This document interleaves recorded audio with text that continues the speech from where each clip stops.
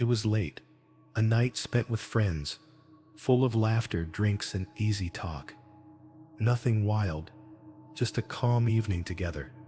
But by the time I decided to leave, it was almost midnight, and the streets were completely empty.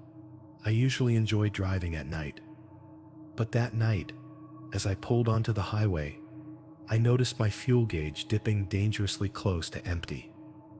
I sighed, realizing I'd forgotten to fill up. Out here in the middle of nowhere, there was only one choice: a small, all-night gas station I'd passed a few miles back. It was the kind of place that seemed stuck in the 80s, old and worn. The neon sign outside blinked dimly, with some letters broken or missing. I pulled in under the weak glow of the one light above, parked by the pump, and cut the engine. The gas station was completely deserted. No other cars, no sign of anyone in the small shop. Just me, the pump, and the chilling quiet of the night. The instant I stepped out, I felt it. That odd feeling you get when you're utterly alone, yet somehow sensed a gaze on you. I shook away the feeling and grabbed my wallet, telling myself I was being silly. It was just late, and I was tired. I began pumping gas, leaning on my car as the fuel went in. I looked into the distance, listening to the soft hum of the overhead light and the steady click of the gas pump. This should have been peaceful, but the quiet felt heavy. The longer I stood, the more I couldn't shake the sense that something was off. I looked around the lot again. Nothing. Just the same empty lot, the same faintly lit station. No movement, no cars passing on the highway. Then I saw it. A small piece of paper tucked under my windshield wiper. I squinted, staring at the note for a few seconds before my curiosity won over. I finished pumping the gas, put the nozzle back, and carefully walked around my car. The note was small, folded carelessly, its edges worn like someone had squeezed it tightly. I pulled it out and opened it, my heart strangely thudding. Written in messy, almost panicked handwriting were 3 chilling words: "I'm here." My breath hitched, catching painfully in my throat. I quickly looked around the lot again, my eyes jumping between the dark pumps and the empty road beyond. But there was no one. Just the same quiet, the same silence. I felt my pulse quicken, a cold sweat breaking out on my skin. It was probably a prank, I told myself. Someone messing around. Maybe it was from earlier, when I'd parked downtown, and I just hadn't seen it until now. That had to be it, right? Still, my mind raced with every bad thought.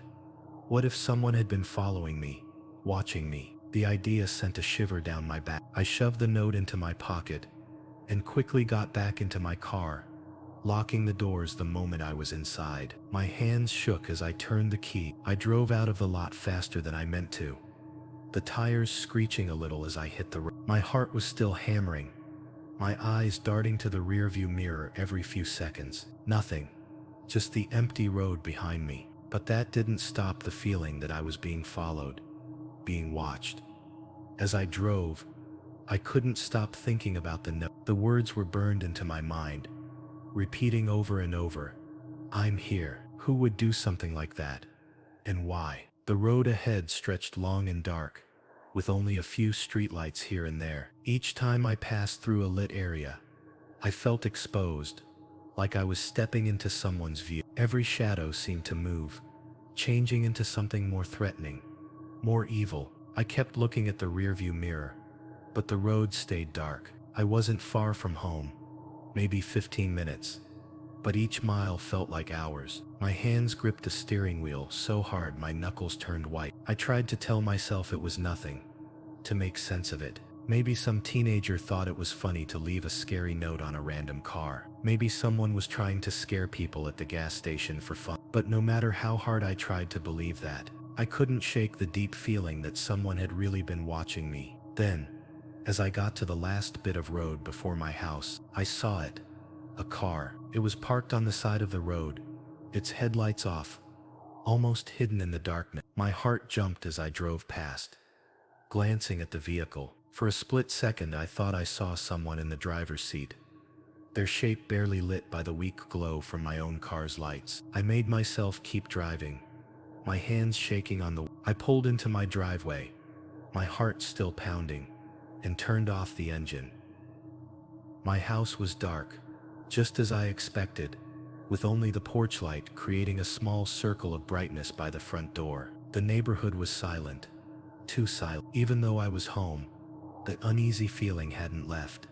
If anything, it had grown stronger. I grabbed my belongings and stepped out of the car, my eyes quickly scanning the yard, the street, and the shadows that looked strangely long under the faint streetlight. But then I saw it, another note, tucked under the same windshield wiper where the first one had been. My blood turned to ice as I slowly walked toward the car, breathing in quick, shallow gasps. I hadn't been out of the car for more than a few minutes, yet somehow there it was, another folded piece of paper just like the first. My hands trembled as I pulled it out, my mind full of questions.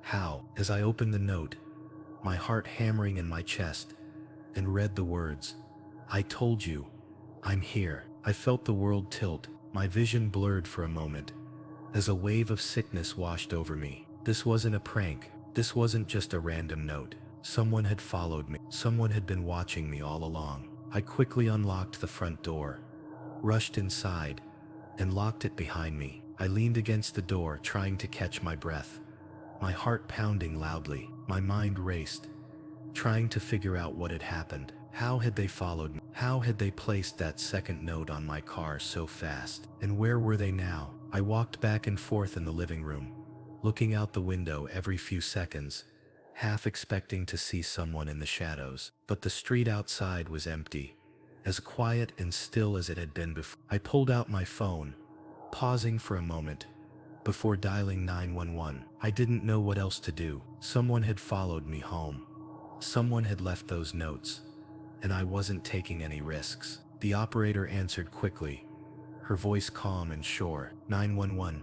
What's your emergency? I think someone's been following me, I stuttered, my voice trembling. They left notes on my car twice, one at a gas station, and now here at my house. Are you in a safe place right now? She asked, her tone steady. Yeah, I'm inside my house. Stay inside. Lock all the doors. We're sending someone to your location. I thanked her before hanging up. My mind was racing. I tried to think of who could have done this. I had no enemies. I didn't know anyone who would play such a cruel trick on me. I moved to the window again, carefully pulling back the curtain just enough to peek outside. The car I had seen earlier, parked on the side of the road, was now directly in front of my house. My breath hitched as I stared at the car, its headlights still off, its shape barely visible in the darkness. The engine was silent, but I could clearly see the outline of someone sitting in the driver's seat. My stomach twisted into a tight knot. Whoever it was, they were waiting. I backed away from the window, my heart thudding so loudly I could hear it in my ears. The silence in the house was overwhelming. I grabbed my phone again, my fingers shaking as I dialed 911 for the second time that night. Please, I whispered, when the operator answered. Someone's outside my house. My hands shook as I gripped the phone tightly, waiting for her to respond. I could barely breathe, my heart beating so hard I thought it might burst. The car was still sitting there, not moving, but I could feel the presence of the person inside, watching. The whole thing felt like a nightmare. I couldn't escape. 911. What's your emergency? The operator's voice came through the phone, calm and steady, but I was too panicked to stay calm. There's someone outside my house, I whispered, my voice trembling. They've been following me. I think they're watching me right now. Are you inside your home, with the doors locked? Yes, I replied, glancing around the dark living room. The windows felt too open. I moved to the hallway, trying to find a safer spot where I couldn't be seen. Stay calm. Officers are already on their way. Keep the doors and windows locked, and stay away from any spots where you could be seen. Do you have any weapons or anything you could use to protect yourself? I don't think so. Just please hurry. I peeked out of the small window by the door, just enough to see the car. It was still there, parked in front of the house, but now the driver's side door was open. My blood ran cold. He was out of the car, "Do not engage with the person," the operator warned. Sensing my fear, "Stay hidden, stay on the line, and wait for the officers to arrive." I backed away from the window, breathing in short, quick gasps. I felt like a trapped animal. My house, which usually felt like a safe haven, now felt like a prison. Every creak of the floorboards, every shift of the shadows outside, made my skin crawl. I felt like prey. Then I heard it, a soft knock at the front door. It wasn't loud or hard, but it sent a wave of terror through me. The kind of knock that said, "I know you're in there. Come out." "I hear him," I whispered into the phone, trying to keep my voice steady. "He's knocking." The operator's voice stayed calm. "Stay where you are. Help is almost there. Do not answer the door." I clenched my jaw, backing deeper into the hallway, my hand gripping the phone like it was my only hope. My thoughts raced. What if he tried to break in? What if the police didn't arrive in time? The knocking went on, slow and steady, as if the person outside was in no rush. He knew I was scared. He wanted me to be. Then through the chilling silence, I heard something else. It wasn't from the door. It was coming from the living room window. The faintest sound of scratching, like fingernails dragging across the glass. I spun around, my heart pounding, as I moved closer to the hallway. The knock on the door stopped, replaced by the soft, careful scraping at the window. My legs felt like they would give out. I clutched my phone, whispering into it as if the operator could somehow save me. "He's at the window now." I choked out, barely able to speak. The operator stayed calm, but I could hear the urgency in her voice. "Officers are right around the corner. Stay hidden. Stay quiet." I moved to the back of the house, my back pressed against the wall as I listened. The scraping continued, soft and steady, moving from one window to the next. I imagined him moving along the side of the house, checking each window, looking for a way. The seconds stretched into what felt like hours, and I was sure that at any moment I'd hear glass breaking, the sound of him forcing his way inside. But just as my fear reached its highest point, I heard something else, something that made my heart jump. The sound of sirens in the distance. For the first time in what felt like forever, I allowed myself to hope. The police were close. They'd be here any second. The scratching stopped. I waited, my breath held, listening for any sign of movement, any hint that he was still out there. But the silence had returned. The only sound now the wail of the approaching sirens. Finally, the flashing red and blue lights lit up the windows, casting long, strange shadows across the room. I rushed to the front door, pulling it open just as the officers stepped out of their patrol car. "He was here," I blurted, my voice shaking. "He was right outside." One of the officers nodded, signaling for me to stay back. "We'll check the area. Stay inside and lock the door behind you." I did as I was told, going back into the house as they searched the yard, their flashlights sweeping over every part of the property. I watched from the window, my heart still racing, but they didn't find anything. After about half an hour, one of the officers came back to the door. "We didn't find anyone," he said, his face calm but worried. "Are you sure he was here?" "I'm sure," I insisted. "He left notes. 2 of them, one at the gas station, and one here." The officer nodded. "We'll write a report and keep an eye on the area. If you see anything else, don't hesitate to call." I nodded, trying to stay calm, but the truth of what had just happened was still sinking in. Someone had been watching me, following me, and now they were gone without a trace. After the officers left, I locked every door and window, checking each one twice, making sure nothing and no one could get in. I sat on the couch, my knees pulled to my chest, staring at the front door. But the house was silent. I couldn't shake the feeling that it wasn't over, that whoever had been watching me wasn't finished. They hadn't been caught, hadn't been stopped, and they knew where I lived. For the next few nights, I barely slept. Every creak, every gust of wind, every small noise made my heart race. I kept the blinds closed, the doors locked, and the lights on. But the worst part was not knowing. I didn't know who it was. I didn't know why they had chosen me, why they had followed me home, why they left those notes. Working the night shift at a gas station was never a job I pictured for myself. It wasn't something to boast about, but the hours fit my life, and the pay was okay. Plus, most nights were calm. Just me, the quiet hum of the fridges, and the rare late-night person wanting coffee or cigarette. The loneliness didn't bother me at first. Actually, I quite liked it. There's a certain peace in the quiet of the night. How the world seems to slow down, while everyone else sleeps. But all that changed when he began to appear.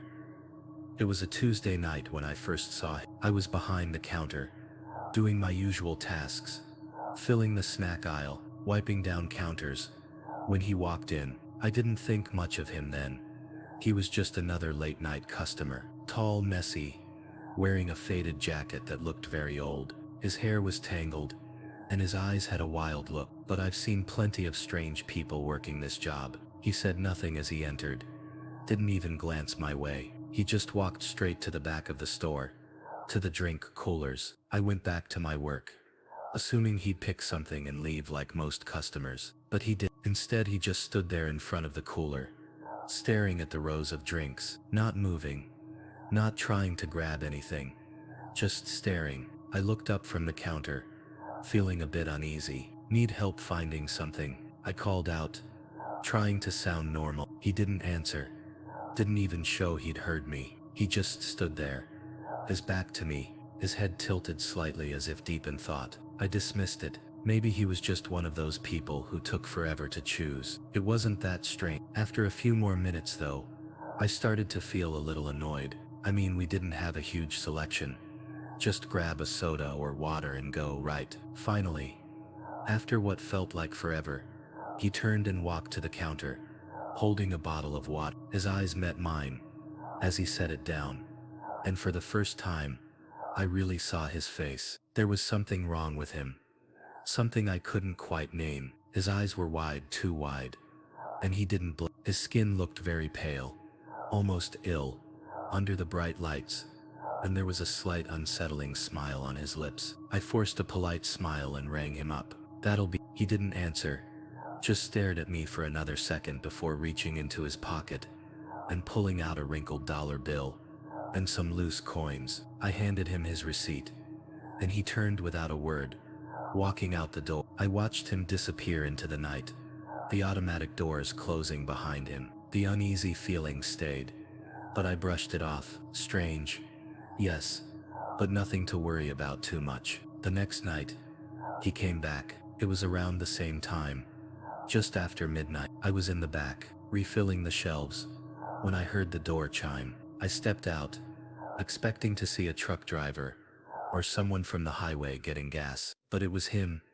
Same jacket, same messy hair, same empty stare. He didn't look at me as he walked in, didn't say hello or show he noticed me. He just went straight to the back, to the coolers, just like the night before. I watched him from behind the counter, my stomach clenching with that familiar uneasy feeling. This time, he didn't even pretend to look around.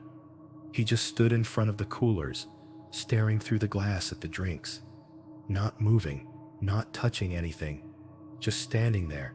My fingers tapped nervously on the counter. Need any help? I called out, hoping it might break him out of his trance. Nothing. I glanced at the security cameras. We didn't have much, just a couple of simple cameras covering the front of the store and the gas pumps outside. But I felt safer knowing they were there, just in case. After a few more minutes of silence, he finally grabbed a bottle of water, just like the night before, and walked up to the counter. He had the same empty look, the same wide, staring eyes. This time, his hand shook slightly as he gave me the money, and I noticed his fingernails were dirty, as if he'd been digging in the soil. I forced a smile and handed him his change. Here you go. Again, no response. He turned and left without a word. I watched him walk out, my eyes following him as he disappeared into the night. I waited for the sound of a car starting, but it never came. That's when I realized I hadn't seen him arrive in a car at all. He had walked here. By the third night, I was on edge. He came in just after midnight again, and by this point, I knew something was deeply wrong. This wasn't just some random guy stopping for a late-night drink. This was something else, something far more unsettling. When he walked through the door this time, I didn't even bother asking if he needed help. I stayed behind the counter, my hands gripping the edges, as I watched him move through the store. He didn't go to the coolers this time. Instead, he wandered around the aisles, his footsteps slow and careful. He didn't touch anything, didn't grab anything off the shelf. He just walked, moving in a strange circle around the store. My heart pounded in my chest as I watched him. What on earth was he doing? Every few minutes, he would glance over at me, his eyes wide and unblinking, that faint, uneasy smile still on his lips. I tried to act normal, tried to focus on the register and the papers in front of me, but I couldn't shake the feeling that he was staring at me. When he finally walked up to the counter, he wasn't holding anything. He just stood there, staring at me. I swallowed hard, my throat dry. "Can I help you?" For the first time, he spoke. "I've been watching you." His voice was low, rough. My stomach dropped, and every instinct in my body screamed at me to get away. I forced a nervous laugh. That's not something you should say to someone." His smile grew wider, but it didn't reach his eyes. "I've been watching you every night." I felt the color drain from my face. My mind raced, trying to figure out how to make him leave, how to get him away from me. "I think you should leave," I said, my voice now shaking. He didn't move. He just stood there, staring at me with those wide, unblinking eyes. The air felt thick, heavy with tension, and I could feel my pulse hammering in my ears. "I'm calling the police," I said, reaching for the phone behind the counter. That's when he turned and walked out, disappearing into the night, without another word. I didn't see him for a few nights after that, but the fear stayed. I kept looking over my shoulder, checking the cameras every few minutes, waiting for him to appear again. And then on the fifth night, he returned. I was behind the counter when I saw him step out of the shadows in the parking lot. He wasn't inside the store this time. He was standing just outside, under the faint light of the gas station roof, staring through the glass doors. My heart raced as I watched him, his body still and unmoving like a statue. He didn't move. He didn't try to come inside. He just stood there, watching. I grabbed the phone and dialed 911, my hands shaking as I told the operator what was happening. I kept my eyes on him the whole time, watching for any movement. The operator told me to stay on the line, and that help was coming. He didn't move. Minutes felt like hours as I waited for the police to arrive, my eyes never leaving him, and he never stopped staring. The fear in my chest grew with each passing second, a heavy weight pressing down on me. Finally, I saw the flashing lights of a police car pulling into the parking lot. The officer stepped out, shining a flashlight toward the man, but when the light hit the spot where he'd been standing, he was gone. There was no sign of him, no footprints, no hint that he had ever been there. The officer searched the area, but it was as if he had simply disappeared. I quit the job the next day. It was late, much later than I meant to be out, but after the week I'd had, all I wanted was to get away. I'd taken the back roads, the kind that stretch for miles, with nothing but dark fields around. I was looking for the quiet, the empty roads, the freedom of being alone with my thoughts. I'd been driving for almost 2 hours, and the gaslight on my dashboard was glowing, almost empty. I wasn't worried though. I'd been through this area before, and knew a small gas station was ahead. It was just a shack, with a couple of pumps and a blinking neon sign, old and run down, probably the last place you'd want to stop at night, but it always worked. When I finally saw the faint glow of the gas station sign in the distance, a wave of relief washed over me. The engine sputtered a bit as I pulled into the lot, the tires crunching on the gravel. The place was empty, just as I thought. There was only one car parked at the side of the building, an old dented sedan that looked like it had been there for ages. I parked by a pump and turned off the engine, the sudden quiet making my ears ring. The bright lights above the station hummed softly, flickering on and off like they were struggling to stay lit. I grabbed my wallet and stepped out of the car, the cool night air making me shiver a little. The station was just as I recalled it, isolated, creepy, and barely working. The convenience store looked shut, its windows dark, but the gas pumps were still on, and that was all that mattered to me. As I started pumping gas, I looked around, feeling more alert than usual. Being out here in the middle of nowhere made me feel weak, unprotected. Maybe it was how empty the place was, or maybe just the intense darkness around me. Either way, I couldn't shake the uneasy feeling growing in my stomach, and that's when I saw him. At first I thought my eyes were playing tricks on me. The dim lights, the shadows from the flickering neon sign. It wouldn't have been the first time I'd imagined something, but as I focused, I saw him clearly, a man standing by the side of the building, near the old sedan. He was partly hidden in the shadows, his body bent over, as if trying to stay unseen. I hadn't noticed him when I drove in, and the sudden knowledge that he'd been there all along made my heart skip a beat. I kept my eyes on him, trying not to be obvious, but I could feel my pulse quicken. He was just standing there, watching me. I told myself he was probably just another driver who had stopped for gas, maybe taking a break before continuing his journey. But something about how he was standing, how he didn't move or try to get to the pumps, made me uneasy. I turned my back to him, focusing on the numbers, on the gas pump. Just get the gas, I told myself. Get the gas, and get out of here. But then I heard it.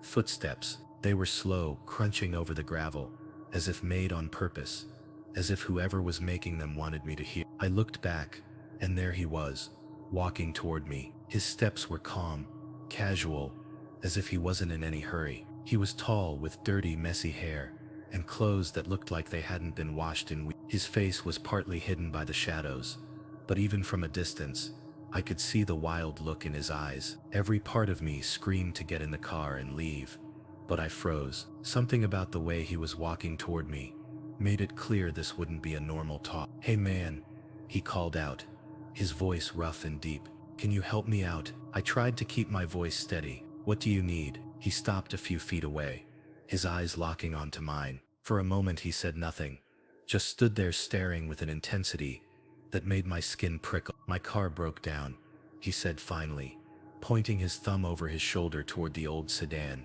"It's just down the road. I need a ride." My heart pounded in my chest. The way he said it didn't sound like a question.